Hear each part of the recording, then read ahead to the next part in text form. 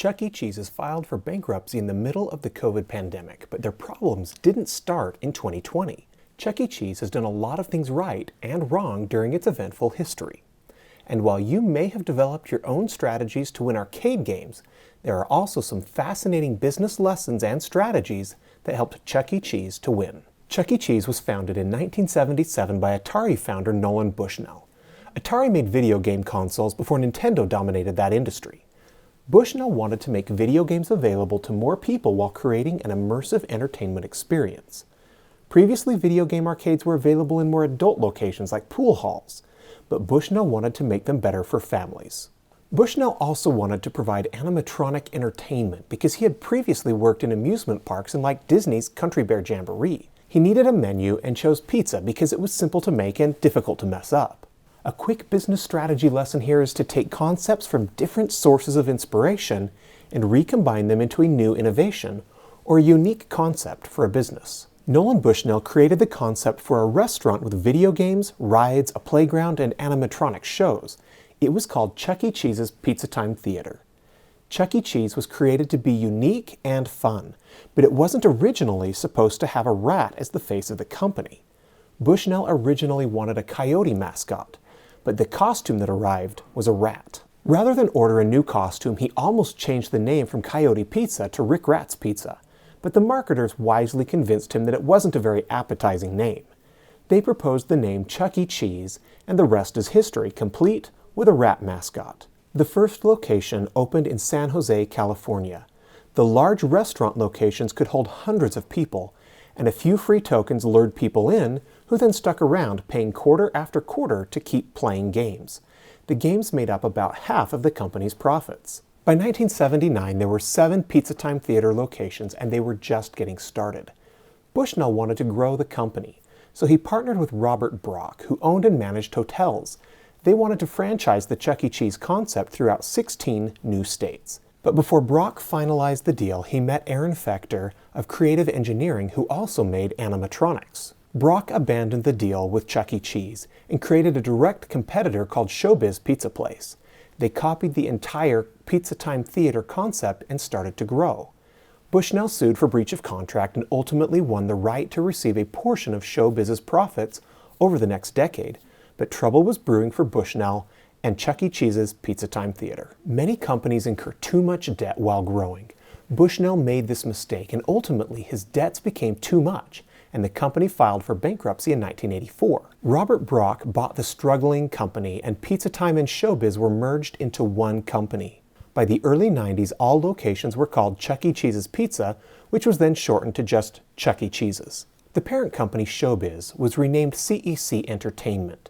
Chuck E. Cheese's started growing internationally in the 1980s, expanding to 16 different countries, along with 47 states in the U.S. However, in Australia, it was called Charlie Cheese's because the word Chuck was often associated with throwing up.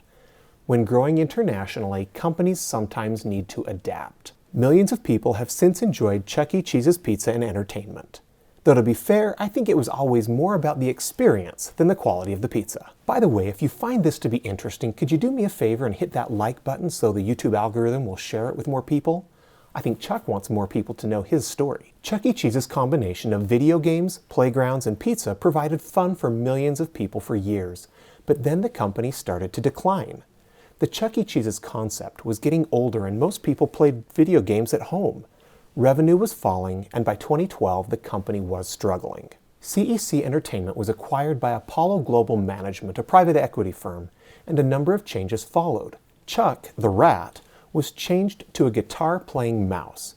An unlimited play pass replaced the older arcade tokens, and the color scheme was muted to provide a more modern and upscale feel. Chuck even got a backstory. Charles Entertainment Cheese is an orphan who celebrates others' birthdays because he didn't have parties of his own as a kid.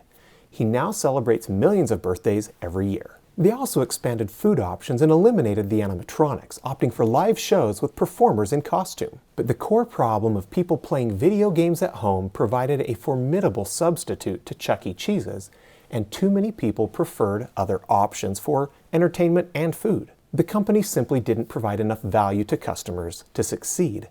The COVID shutdown then provided a knockout blow to Chuck E. Cheese's.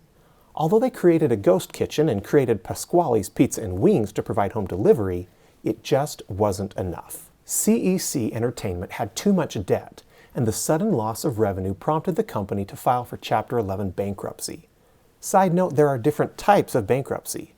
Chapter 7 is a complete closing of a company where all assets are sold to pay off as many debts as possible. With Chapter 7, the company is closed and shareholders or owners get nothing. Chapter 13 bankruptcies allow debts to be restructured and paid off over time while the company continues to operate. A Chapter 11 bankruptcy, which Chuck E. Cheese used, is similar to Chapter 13, but more complicated.